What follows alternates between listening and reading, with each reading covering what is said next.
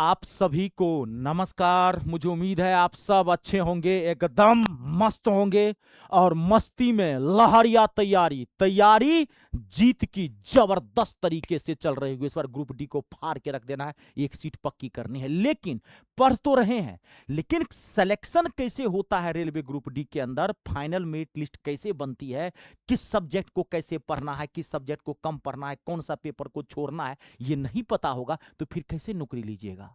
पढ़ते तो सभी हैं, सबको नौकरी नहीं मिलती है। क्यों, थोड़ा सोचिए। इसलिए कि 99% स्टूडेंट को पढ़ने का सही तरीका ही नहीं पता है, इसीलिए उनको नौकरी नहीं लगती है। तो आज मैं बताऊंगा इस वीडियो के अंदर, मात्र 5-7 मिनट का वीडियो होगा।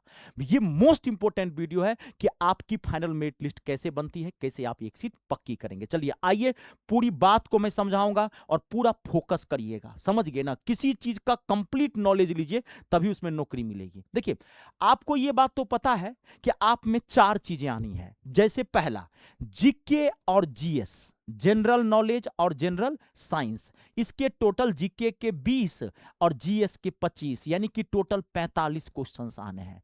ज्यादातर बच्चा गलती क्या करता है, वो जीके जीएस पे ज्यादा फोकस करता है। वो चाहता है कि जीके जीएस को हम फाड़ के रख देंगे। ना ना ना ना ना ना ना ना ना ना ना ना ना ना ना ना ना ना, ऐसी गलती मत करना। आप पहले ये समझो कि कौन सा पेपर स्कोरिंग है, कौन सा पेपर नॉन स्कोरिंग है। जीके जीएस भैया कितना भी पढ़ लोगे आप, 45 का 45 क्वेश्चन नहीं ठोक सकते हैं। क्यों? क्योंकि इसका कोई मायने बाप नहीं है।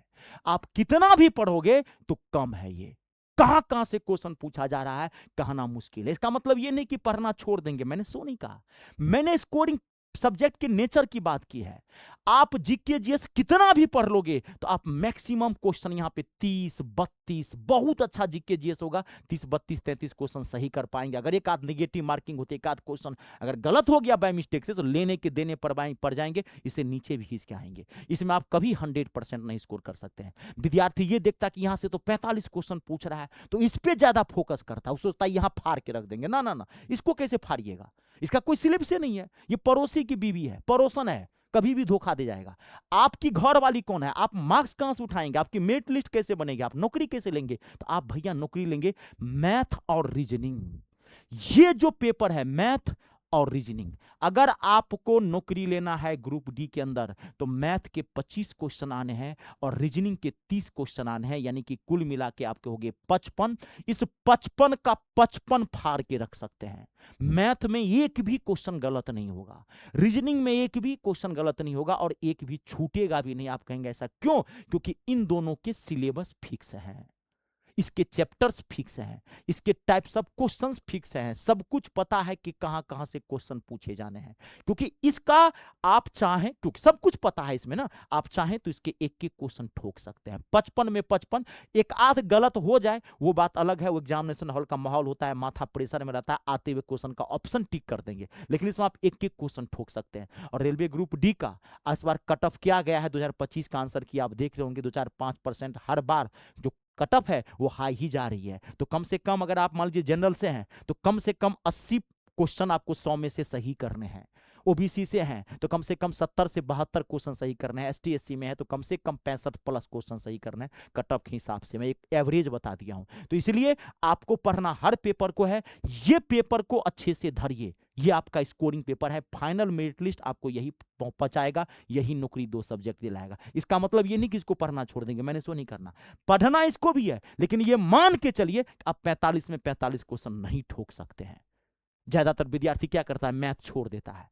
आप मैथ छोड़ देंगे, रेलवे ग्रुप डी आपसे छूट जाएगा। आप तो मार्क्स कहां से उठाएंगे? 20-30 क्वेश्चन, मान लीजिए 30 क्वेश्चन यहां से उठाएंगे, आप 25-30 क्वेश्चन सही करेंगे, 55 मार्क्स से आपको नौकरी लग जाएगी? नहीं, कुछ सोच के बना है भर्ती बोर्ड, कुछ ने कुछ सोच के बना है, और आप मैथ से बेकार डर रहे हैं।